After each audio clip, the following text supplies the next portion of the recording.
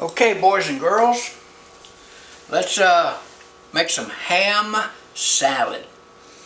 I've got roughly two and a quarter cups of chopped ham in the, I use a blender because I don't have a food processor, but it's a very fine chop, mince, whatever you want to call it. That's about two and a quarter cups. And there's some larger chunks in there also, which will let you know that it's a ham salad. Alright, 1 stalk of celery.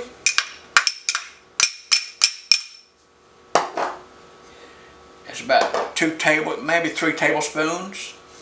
Now here's something I do. It calls for pickle relish. I take Mount Olive cucumber dills and chop them up.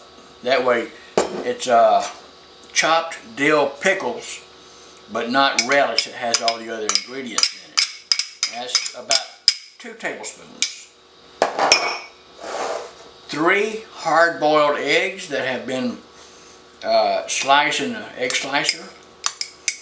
Now the difference between a soft-boiled egg and a hard-boiled egg is a soft-boiled egg, you'll sit there and watch it, okay? A hard-boiled egg, when you forget about it, you come back 20 minutes and it's boiled. It is boiled. So anyway, there's that. And we got about 3 tablespoons of minced chopped onion, your flavor. I prefer white. Alright, here's this.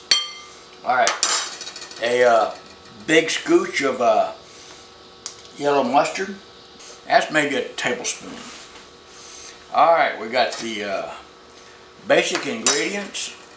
1 tablespoon of lemon juice. Yeah, about that much. Alright, now then, black pepper. I like coarse black pepper. Maybe a teaspoon. We can always add it later, but we can't take it out. Some kosher salt. Another teaspoon.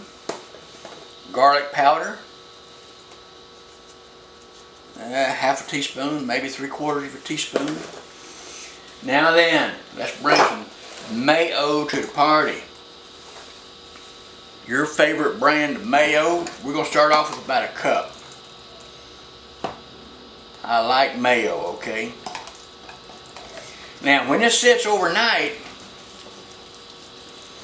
it's going to firm up. So if it's a little bit juicy for you now, overnight it will firm up and get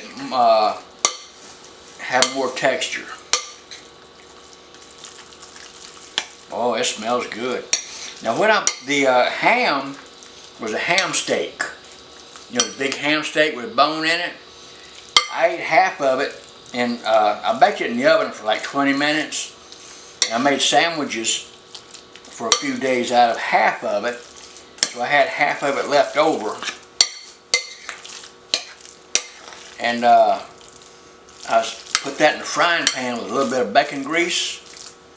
Not much, maybe a couple teaspoons. And some mesquite flavor to give it a little bit of a smoky bite, okay? Alright, like I said, I like mayonnaise, so this is not enough.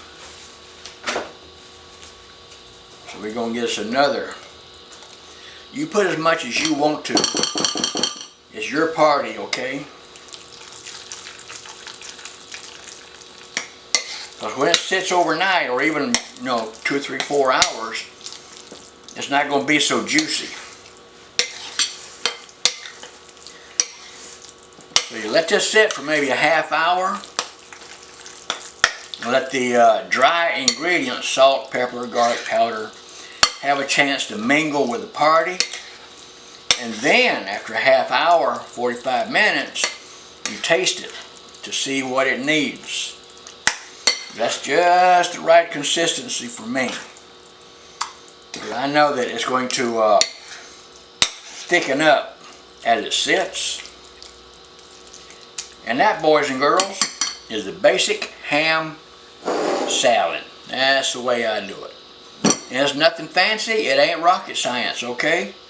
That's just the way I do it, and it has served me well for several years.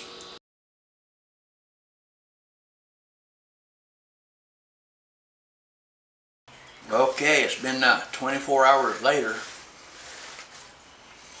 Got a pretty good size Tupperware container full of ham salad. And see, it's not as juicy as it was yesterday. But you take a Ritz, or your saltine, or your wheat crackers, or whatever you like, and you do it like so. Mmm. That is some kind of good.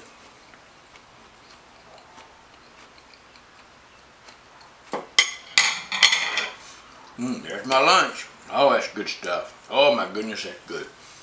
Okay, bon appetit, boys and girls. Thanks for watching. And that's how I make my ham salad. I also use the same recipe for tuna salad, which is just as good.